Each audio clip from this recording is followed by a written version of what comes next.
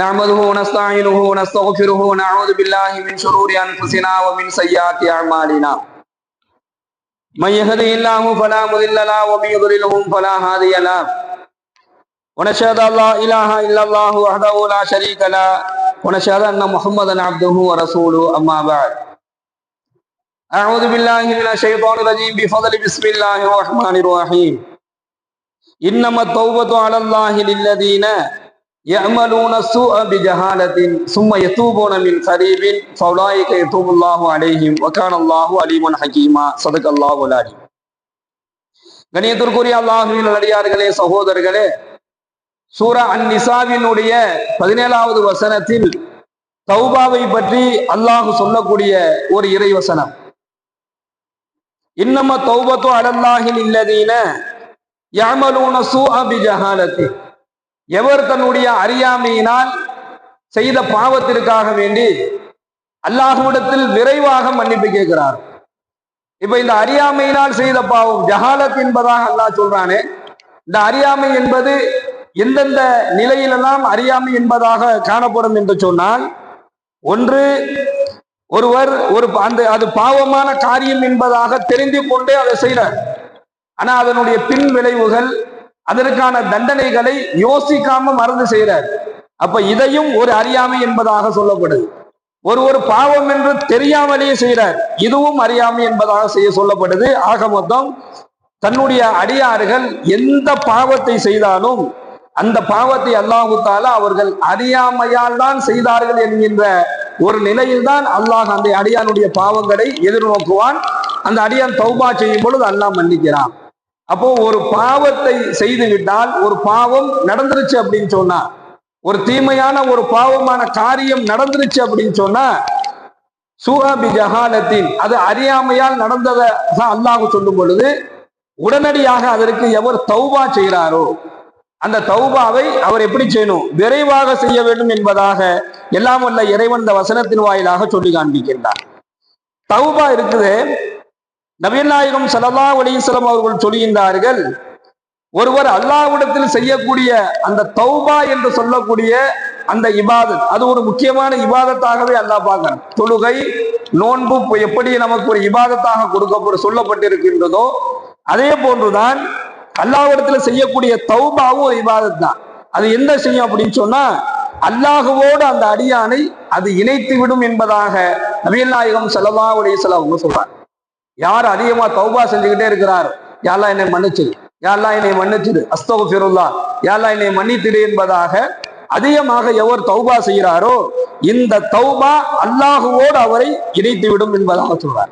அது மட்டும் அல்லாமல் ரெண்டு விஷயம் இருக்கு தௌபாவை பொறுத்த வரைக்கும். அல்லாஹ்விடத்தில் இரண்டு விதமான முறையில் தௌபா கேட்கணும். ஒண்ணு, அல்லாஹ்விடத்தில் அழுது கேட்குதல், இன்னொன்று மன்றாடி கேட்குதல்.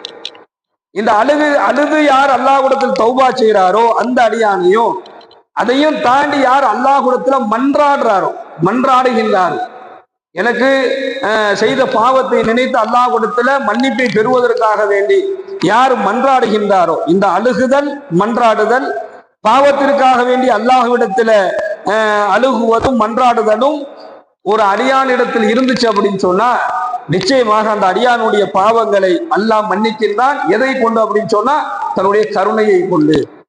ஸல்லல்லாஹு அலைஹி வஸல்லம் அவங்க சொன்னாங்க சஹாபாக்களை பார்த்து, அருமை தோழர்களே, உங்களுடைய தொழுகை, உங்களுடைய நோன்பு, இதர நீங்கள் செய்யக்கூடிய நல்ல நல்ல செயல்கள், நல்ல காரியங்கள் எது வேணாலும் இருக்கட்டும், இதெல்லாம் வச்சு நாளைக்கு அல்லாஹ் குலத்துல போய் நீங்க நின்றீங்க அப்படின்னு சொன்னா உங்களுடைய இந்த நல்ல காரியங்களை எல்லாம் முன்வைத்து அல்லாஹ் உங்களை சொர்க்கத்துக்கு அனுப்பிவிடுவான் என்பதாக நீங்க நினைக்கிறீங்களான்னு சொல்லி கேட்டாங்க.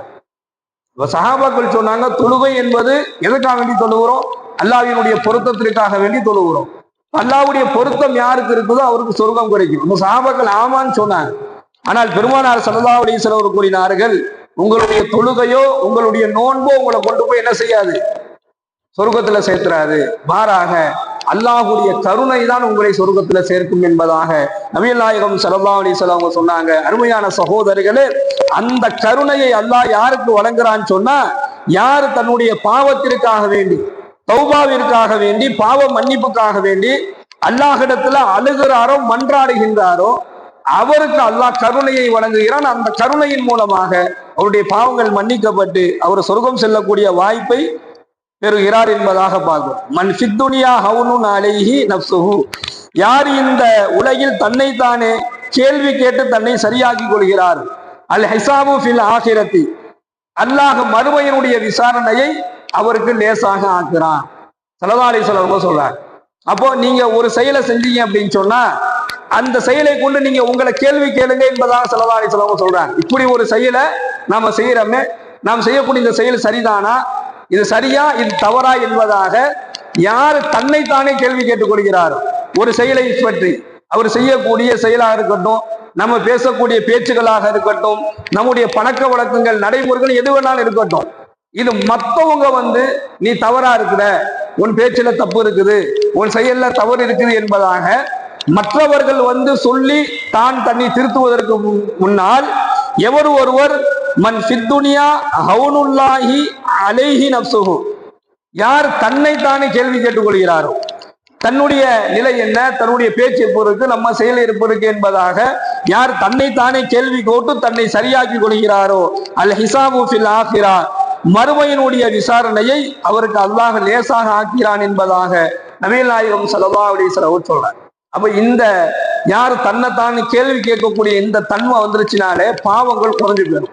ஏன்னா ஒரு பாவமான காரியத்தை ஏதோ ஒரு நிலையில ஷைத்தான் நம்மிடத்திலே நிகழ்த்தி காமித்ததுக்கு பின்னால் நாம இப்படி ஒரு பாவம் செய்யறோமே, இது சரிதானா என்பதாக தன்னுடைய நஃப்ஸை, தன்னுடைய உள்ளத்தை தானே கேள்வி கேட்கும் பொழுது அடுத்தடுத்த பாவங்களிலிருந்து அவர் பாதுகாப்பு பெறுகின்றார்.